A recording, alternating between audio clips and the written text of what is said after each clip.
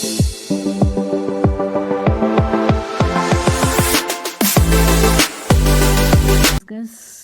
6-7 question of Assistant Professor College Cadre Chemistry 2018 asked in HPPSC Himachal Pradesh Commission. This is from Organic Chemistry. First question is, which of the following is an example of Friedel-Crafts acylation reaction? So in acylation reaction, there is introduction of acyl group, that is CH3CO group, and reagent used is CH3COCX, that is halogen will be there along with some Lewis acid.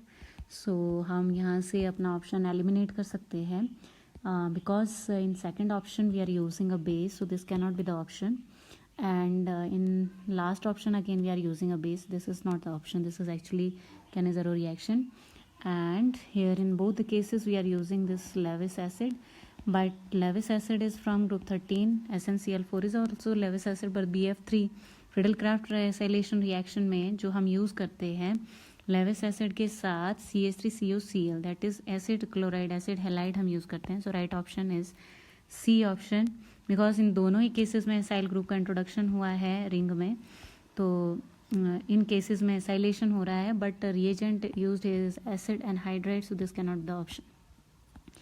Next question में पूछा है कि Wolff Kishner reaction कौन सा है. Wolff Kishner reaction में carbonyl group convert हो जाता है हाइड्रोकार्बन ग्रुप में, कंप्लीट रिडक्शन, और जो रिएजेंट है वो हाइड्राजीन है.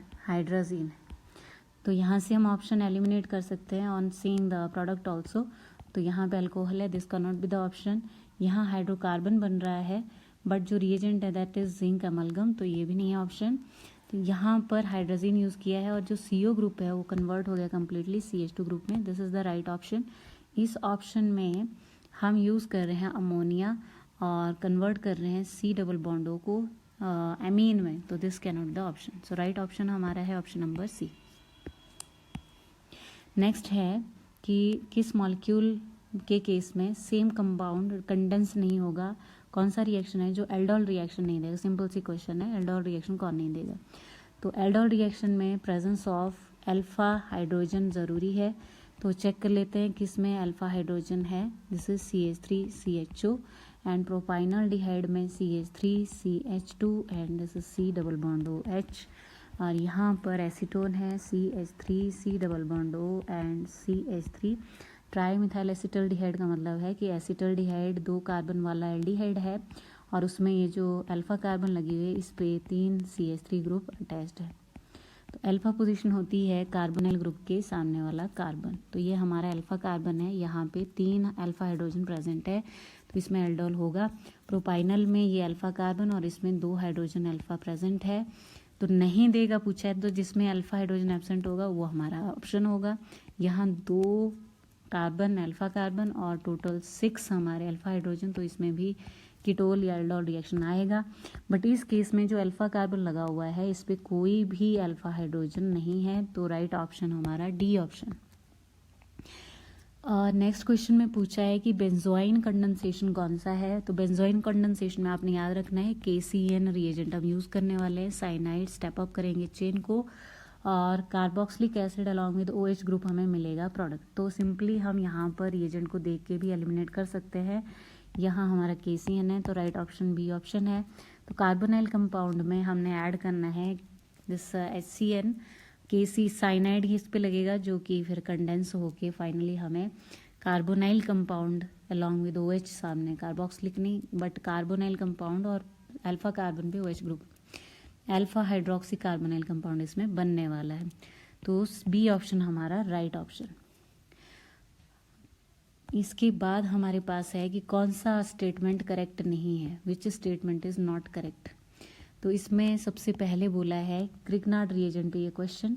तो इसने बोला है कि अगर हमने कोई एरोमेटिक ग्रिग्नार्ड रिएजेंट बनाना है तो उसमें अगर हमारा जो हैलाइड मॉलिक्यूल हमने ले रखा है, देखिए ग्रिग्नार्ड रिएजेंट कैसे बनता है, जब हम अल्काइल हैलाइड लेते हैं और उसके अंदर हम मैग्नीशियम के साथ उसको हीट करते हैं, तब जाके हमारा ग्रिग्नार्ड रिएजेंट बन जाता है. तो यहाँ पर जो हमारा अल्काइल ग्रुप है that is aryl group, aromatic compound है, बेंजीन है, और बेंजीन के साथ यहाँ ब्रोमीन लगाया हुआ है और मैग्नीशियम हमने ले रखा है, और यहाँ फाइनली हमने फिनाइल मैग्नीशियम ब्रोमाइड बनाना है. तो इसको बनाने में कब डिफ़िकल्टी आएगी कि जो हेलाइड मॉलिक्यूल है, this is R halide molecule, इस हेलाइड मॉलिक्यूल पे ये ग्रुप अगर प्रेजेंट होंगे, अगर एल्काइल होगा इस पे या इस पे एल्कॉक्सी होगा या क्लोरीन होगा, तो उस केस में कोई डिफ़िकल्टी नहीं आएगी इसको बनाने में, एराइल मैग्नीशियम हेलाइड को बनाने में कोई प्रॉब्लम नहीं आएगी। तो ये फर्स्ट स्टेटमेंट है। सेकंड है कि अगर नाइट्रो ग्रुप प्रेजेंट है तो इसमें ग्रिग्नार्ड रिएजेंट रिएक्ट कर जाता है, ये बिल्कुल सही बात है, रिएक्ट कर जाता है। Carboxylic hydroxyl amino sulphonic group अगर प्रेजेंट है ऑक्सीजन या नाइट्रोजन के साथ में, तो ये एसिडिक होते हैं जिससे कि ये ग्रिग्नार्ड को डिकम्पोज कर देते हैं, बिल्कुल सही बात है। प्रोटिक सॉल्वेंट हमें नहीं चाहिए होते हैं, एनहाइड्रस कंडीशन में हम इसको यूज़ करते हैं। और इसके बाद है अगर हम ये ले लेते हैं रिएक्टेंट ग्रिग्नार्ड बनाने के लिए, तो इसमें भी अनस्टेबल होता है, ये कन्वर्ट हो जाता है दूसरे हाइड्रोकार्बन पार्ट में, बिल्कुल सही बात है, यहाँ ग्रिग्नार्ड बनेगा और कोई दूसरा मॉलिक्यूल है क्योंकि ये प्रोटॉन डोनर एक्ट कर सकता है, तो वो प्रोटॉन डोनेट करके इसको हाइड्रोकार्बन में कन्वर्ट कर सकता है। तो जो ऑप्शन है ये ऑप्शन हमारा इनकरेक्ट ऑप्शन है। इसने कहा है कि इसमें कोई डिफ़िकल्टी नहीं आएगी जब हम ग्रिग्नार्ड बनाएंगे, जबकि इसमें प्रॉब्लम आ सकती है ड्यू टू रेजोनेंस, जो बॉन्ड स्ट्रेंथ होगी वो, क्योंकि ये बॉन्ड को ब्रेक होना है। अगर आप यहाँ पे कोई इलेक्ट्रॉन रिलीजिंग ग्रुप लगाते हो जिससे कि यहाँ पे आपका डबल बॉन्ड कैरेक्टर आने वाला है, तो ये इसको बनाने में डिफ़िकल्टी हो सकती है। नेक्स्ट क्वेश्चन है कि किस केस में हमें फिनोल बने मिलेगा। तो फर्स्ट रिएक्शन में जब हम डाइजोनियम क्लोराइड को अल्कोहल के साथ हीट करते हैं तो ये रिड्यूसिंग एजेंट एक्ट करता है, इस पूरे ग्रुप को ये हाइड्रोजन में कन्वर्ट करता है, तो यहाँ तो बेंजीन बनने वाली है। सोडियम स्टेनाइट में भी ये रिड्यूसिंग एजेंट एक्ट करेगा, बेंजीन बनेगी। लास्ट ऑप्शन में भी ये पूरा रिड्यूसिंग एजेंट है हाइपोफॉस्फोरस एसिड, तो यहाँ भी हमें बेंजीन बनने वाली है। लेकिन आपने देखा होगा कि जब भी डायजोडाइजेशन कराते हैं तो हम लिखते हैं कि उसका आइस कोल्ड कंडीशन होनी चाहिए। अगर कंडीशन टेम्परेचर ज़्यादा हो जाता है तो वो कन्वर्ट हो जाता है फिनोल के अंदर, फिनोल में, जैसा कि एलिफेटिक जो अल्काइल हेलाइड है उस केस में या अमीन्स हैं उसमें हमें कभी भी डाइजोनियम सॉल्ट नहीं मिलता है क्योंकि वो स्टेबल नहीं है, क्योंकि उसमें टेम्परेचर की भी ज़रूरत नहीं है, रेजोनेंस नहीं होगा, तो वो अल्कोहल में ही कन्वर्ट हो जाता है। तो right option is C option.